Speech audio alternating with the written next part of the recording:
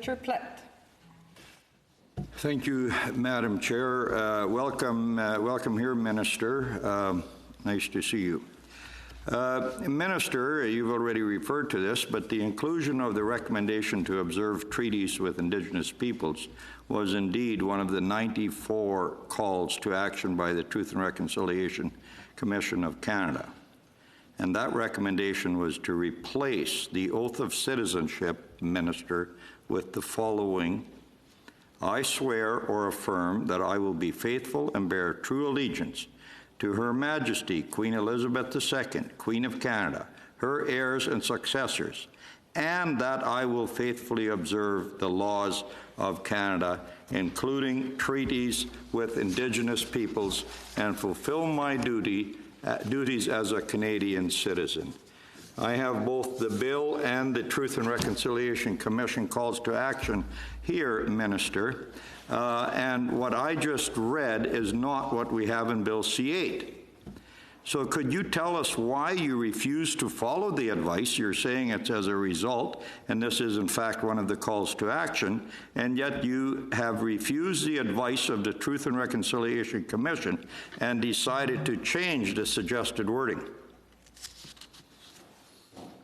Well, I want to begin by thanking you, Senator, for the question, and I do think it is important that we commence by thanking the Truth and Reconciliation Commission for its work, and as part of the very careful and agonizing study of the tragedy around the residential schools, that a number of calls to action were put forward, including, as you pointed out, call to action number 94. Which did put forward proposed text with regards to amending the oath of citizenship. I would say that the government picked up on that call to action and began its own set of outreach to ensure that we were listening very carefully to Indigenous leaders and communities across the country, as well as to other advocates in this space. And what you have before you is both the culmination of the review of the Commission's calls to action, as well as the government's efforts to work with Indigenous leaders, as well as with parliamentarians, and thus we have arrived at the text that is before you. Madam Speaker, the interpretation is not working. Pas de traduction, no translation.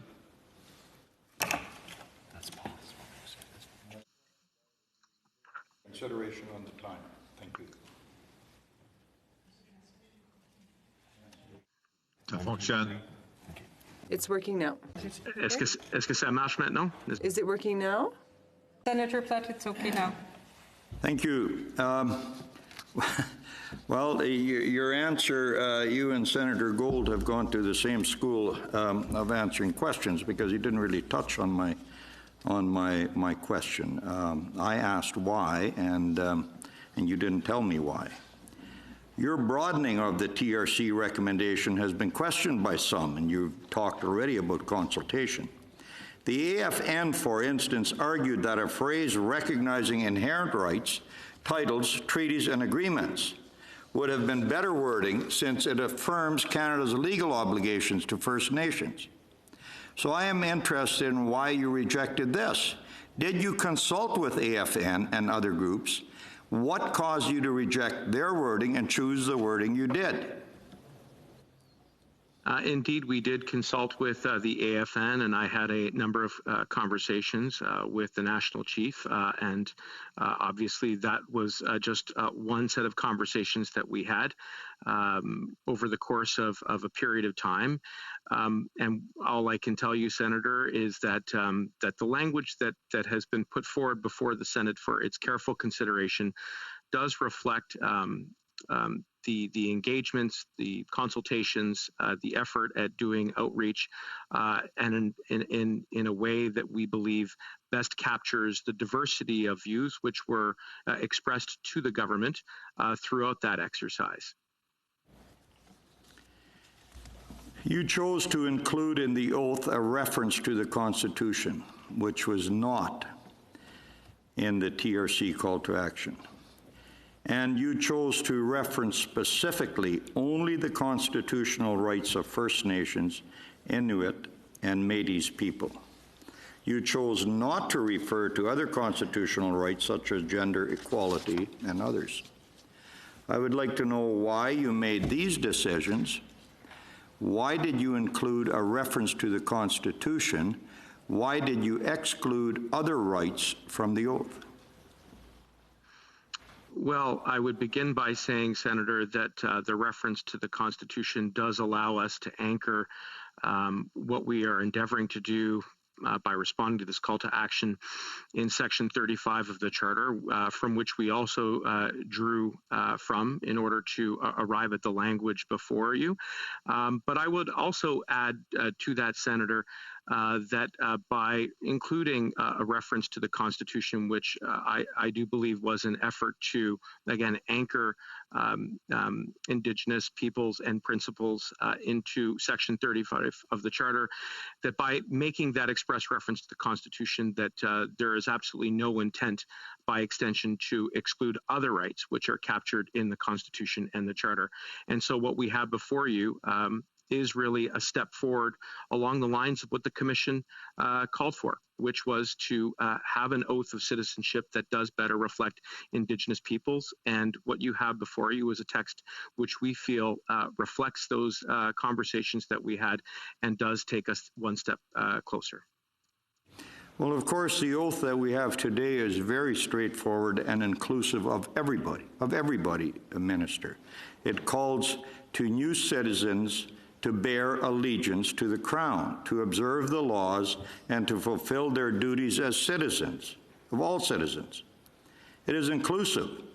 When citizens commit to observing the laws of Canada, that includes the Constitution and treaties, Minister. Are you concerned that now that you have recognized one group and one group only, there is going to be considerable pressure to expand this considerably? And how do you now say no to others that come and ask? Are you open to considering other modifications? And if you are, why? And if you are not, why not? Well, I would begin by, I think, underlining, Senator, that our relationship with Indigenous peoples is unique. And indeed, that is a theme that is replete through the work of the Commission. And the calls to action does really underline and speak to the sui generis and unique nature of our relationship with Indigenous peoples. And the bill that has been put before you is the government's best effort to move forward with that call to action, to put into a revised oath of citizenship, a series of words that better reflect Indigenous peoples, so that as we welcome new Canadians into our fold, that they are better educated about that.